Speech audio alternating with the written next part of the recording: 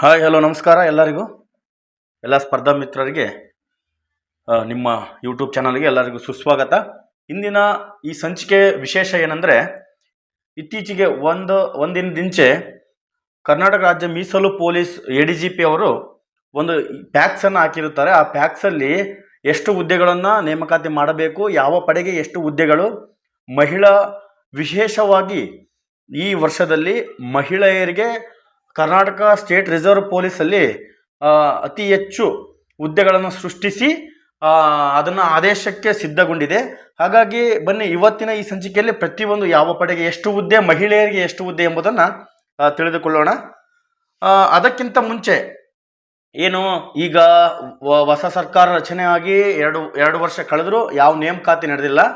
ಹಾಗಾಗಿ ರಾಜ್ಯದ ಗೃಹ ಮಂತ್ರಿಗಳು ಪೊಲೀಸ್ ಪೇದೆ ಅಭ್ಯರ್ಥಿಗಳ ವಯಸ್ಸು 33ಕ್ಕೆ ಏರಿಸಲು ಕ್ರಮವನ್ನು ಕೈಗೊಳ್ಳಲು ಸಿದ್ಧರಾಗಿದ್ದಾರೆ. ಏಕೆಂದರೆ ನೇಮಕಾತಿ ಪ್ರಾರಂಭಿಸಿ ಮತ್ತು ರಾಜ್ಯದ ಎಲ್ಲ ನೇಮಕಾತಿಗಳಿಗೆ ಮತ್ತೊಮ್ಮೆ ವಯೋಮಿತಿ ಸಡಿಲಿಕೆ ಮಾಡಬೇಕೆಂದು ಮಾನ್ಯ ಮುಖ್ಯಮಂತ್ರಿಗಳಲ್ಲಿ ಎಲ್ಲ ಸ್ಪರ್ಧಾರ್ಥಿಗಳ ಪರವಾಗಿ ಕಳಕಳಿಯಿಂದ ವಿನಂತಿಸಿಕೊಳ್ಳುತ್ತೇವೆ.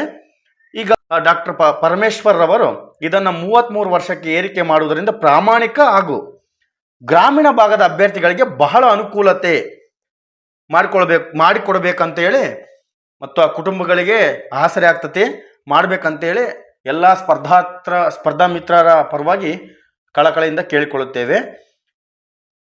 ಈ ಸಂಬಂಧ ಮೊನ್ನೆ ಒಂದು ಹೇಳಿಕೆ ಕೊಟ್ಟರು. ಕುಂದಾಪುರದಲ್ಲಿ ಅನ್ಯ ರಾಜ್ಯಗಳಲ್ಲಿನ ವಿವರಗಳನ್ನು ಪಡೆದು ಪೊಲೀಸ್ ಕಾನ್ಸ್ಟೇಬಲ್ ಅಭ್ಯರ್ಥಿಗಳ ವಯೋಮಿತಿ 33 ವರ್ಷಕ್ಕೆ ಏರಿಕೆ ಬಗ್ಗೆ ಕ್ರಮ ಕೈಗೊಳ್ಳಲಾಗುವುದು ಎಂದು ಮಾನ್ಯ ಗೃಹ ಸಚಿವರು ಹೇಳಿಕೆಯನ್ನು ನೀಡಿದ್ದಾರೆ. ಇದು ಆಲ್ಮೋಸ್ಟ್ 100% ಎಷ್ಟು ವರ್ಷ ಏರಿಕೆ ಆಗ್ತದೆ ವಯೋಮಿತಿ ಅಂತ ನಮಗೆ ಯಾರಿಗೂ ಮಾಹಿತಿ ಇಲ್ಲ. ಆದರೆ ಆಗುವುದಂತೂ ಕನ್ಫರ್ಮ್.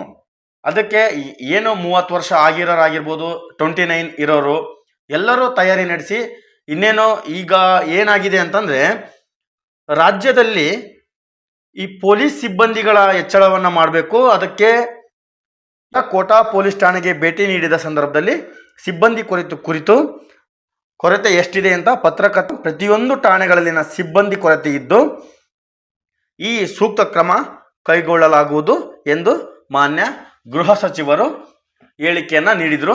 ಇದು ಮುಖ್ಯವಾದ ವಿಷಯಕ್ಕೆ ಬರೋಣ.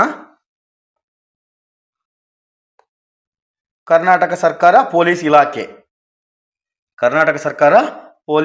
ಇಲಾಖೆ ಪೊಲೀಸ್ ಮಹಾನಿರ್ದೇಶಕರ ಕಚೇರಿ, ಕರ್ನಾಟಕ ರಾಜ್ಯ ಮೀಸಲು ಪೊಲೀಸ್ ಜ್ಞಾಪನ ಏನಂತ ನೋಡೋಣ ಬನ್ನಿ. ವಿಷಯ ಏನಂದರೆ, KSRP ಸ್ಪೆಷಲ್ RPC ಸ್ಥಳೀಯೇತರ 1500 ಹುದ್ದೆ, 1500 ಹುದ್ದೆ, ಸ್ಥಳೀಯ ವೃಂದದ 445 ಹುದ್ದೆಗಳನ್ನು ಮತ್ತು IRB. ಏನು IRB ಅಂತಂದರೆ ಇಂಡಿಯನ್ ರಿಸರ್ವ್ ಬೆಟಾಲಿಯನ್, ಭಾರತೀಯ ಮೀಸಲು ಪಡೆ.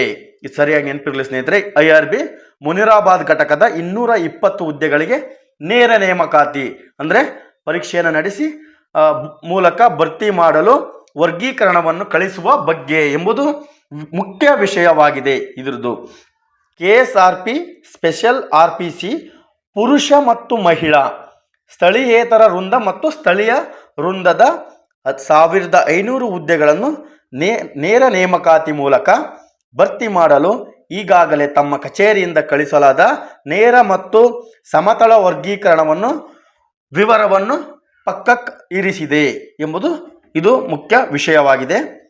ಈ ಜ್ಞಾಪನದಲ್ಲಿ ಲಗತ್ತಿಸಲಾದ ಘಟಕವಾರು KSRP ಸ್ಪೆಷಲ್ RPC ಸ್ಥಳೀಯೇತರ ವೃಂದ ಮತ್ತು 1500ರಲ್ಲಿ ಸ್ಥಳೀಯ ವೃಂದದ 445 ಹುದ್ದೆ, ಅದರಲ್ಲಿ IRB Indian reserve battalion Munirabad ಘಟಕದ 220 ಅಲ್ಲಿ ವಿಂಗಡಿಸಿರುವಂತೆ ಸರ್ಕಾರದ ಆದೇಶಗಳನ್ವಯ ರೋಸ್ಟರ್ 1ರಿಂದ ಪ್ರಾರಂಭಿಸಿ ನೋಡಿ. ವಿಶೇಷವಾಗಿ ಕ್ರೀಡಾಪಟುಗಳಿಗೆ 2% ಮೀಸಲಿರುವ ಹುದ್ದೆಗಳನ್ನು ಹೊರತುಪಡಿಸಿ ನಮೂನೆ ವಿವರದ ಸಾಮಾನ್ಯ ಕಾಲಂನಡಿ ಗುರುತಿಸಲಾದ ಹುದ್ದೆಗಳಿಗೆ ನೇರ ಮತ್ತು ಸಮತಳ ವರ್ಗೀಕರಣವನ್ನು ನಮೂನೆ ವಿವರದಲ್ಲಿ ಮರು ಟಪಾಲಿನಲ್ಲಿ ಆದ್ಯತೆ ಮೇರೆಗೆ ಕಚೇರಿಗೆ ಇಮೇಲ್ ಮೂಲಕ ಕಳಿಸಲಾಗಿದೆ.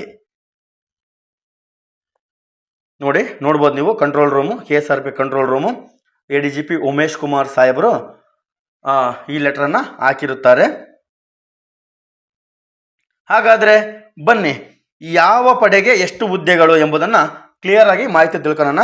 ಇಲ್ಲಿ 1ನೇ ಪಡೆ ಇರುವುದು ಬೆಂಗಳೂರಿನಲ್ಲಿ ಒಟ್ಟು 149 ಖಾಲಿ ಹುದ್ದೆ ಖಾಲಿ ಇದ್ದಾವೆ. ಅದನ್ನು ತುಂಬಿಕಬೇಕಂತೇಳಿ ಆಲ್ರೆಡಿ ADGP ಅವರು ಆದೇಶನ ಫ್ಯಾಕ್ಸನ್ನು ನೀಡಿದ್ದಾರೆ. ಅದರಲ್ಲಿ ಸಾಮಾನ್ಯವಾಗಿ 146 ಇದೆ, ಕ್ರೀಡಾ ಮೀಸಲಾತಿ 3 ಇದೆ. ಇದೇ ಥರ 2ನೇ ಪಡೆ ಬೆಳಗಾವಿ 175, 3ನೇ ಪಡೆ ಬೆಂಗಳೂರು 110, 4ನೇ ಪಡೆ ಬೆಂಗಳೂರು 141, 5ನೇ ಪಡೆ ಮೈಸೂರು 159, 7ನೇ ಪಡೆ ಮಂಗಳೂರು 254, 8ನೇ ಪಡೆ ಶಿವಮೊಗ್ಗ 146, 9ನೇ ಪಡೆ ಬೆಂಗಳೂರು 77, 10ನೇ ಪಡೆ ಶಿಗ್ಗಾವಿ ಎಷ್ಟಿದೆ 11, 11ನೇ ಪಡೆ ಹಾಸನ 102, 12ನೇ ಪಡೆ ತುಮಕೂರು 102. ಇದು ಒಟ್ಟು ಇರೋದು. ಇದು ನಾವು ಎಲ್ಲರೂ ಇದರಲ್ಲಿ ಕಾಂಪಿಟೇಷನ್ ಮಾಡ್ಬೋದು. ಆದರೆ ಇದು ಕ್ರೀಡಾ ಮೀಸಲಾತಿ ಅಂತೇಳಿ 28 ಪೋಸ್ಟ್ ಅವರಿಗೆ ಪ್ರತ್ಯೇಕವಾಗಿ ಹಂಚಿಕೆ ಮಾಡಲಾಗಿದೆ. ಹಾಗೆ ಮಹಿಳೆಯರಿಗೆ ನೋಡೋಣ ಎಷ್ಟಿದೆ ಅಂತ. ಮಹಿಳೆಯರಿಗೆ ಸ್ಪೆಷಲ್ RPC ಮಹಿಳೆ ಮಿಕ್ಕಿಳಿದ ವೃಂದದ ನೇಮಕಾತಿ ಹಂಚಿಕೆಗಳು. 2ನೇ ಪಡೆ ಬೆಳಗಾವಿಯಲ್ಲಿ ಈಗ ಆಲ್ರೆಡಿ ಕರ್ತವ್ಯ ನಿರ್ವಹಿಸುತ್ತಿದ್ದಾರೆ ಮಹಿಳಾ ತುಕಡಿ, ಒಟ್ಟು 15.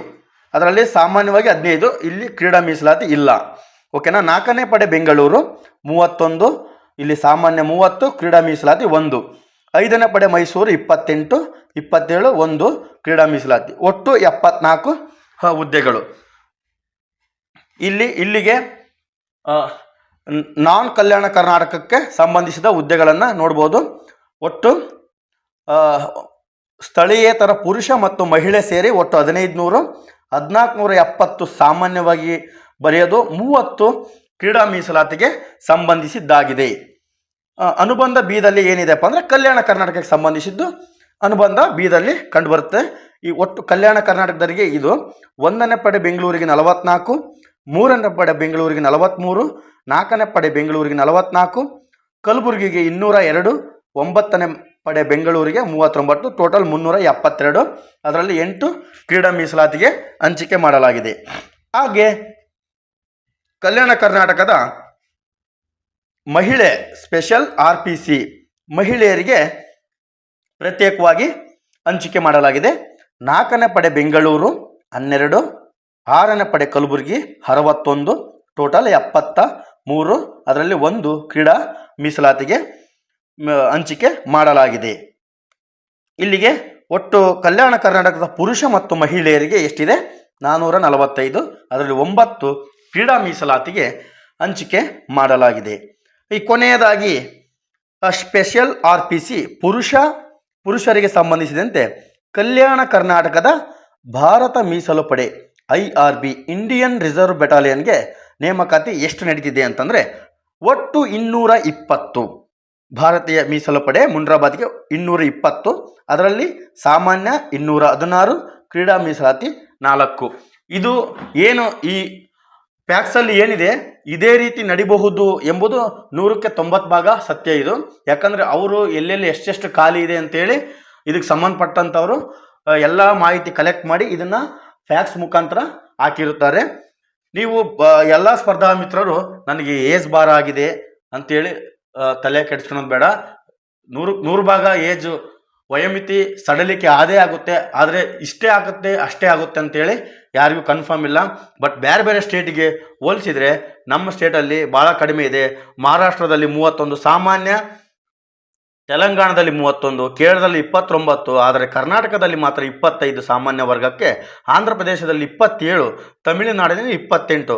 ಆದರೆ SC ST OBCಗೆ ಎಲ್ಲ ರಾಜ್ಯಗಳಲ್ಲಿ 30 ವರ್ಷಕ್ಕಿಂತ ಮೇಲ್ಪಟ್ಟು ಇದ್ದು ಕರ್ನಾಟಕದಲ್ಲಿ ಮಾತ್ರ 27 ವರ್ಷ ಇದೆ. ಹಾಗಾಗಿ ಈ ವಯೋಮಿತಿ ಸಡಿಲಿಕೆ ಆಗುವ ಚಾನ್ಸಸ್ಸು ಜಾಸ್ತಿ ಇದೆ.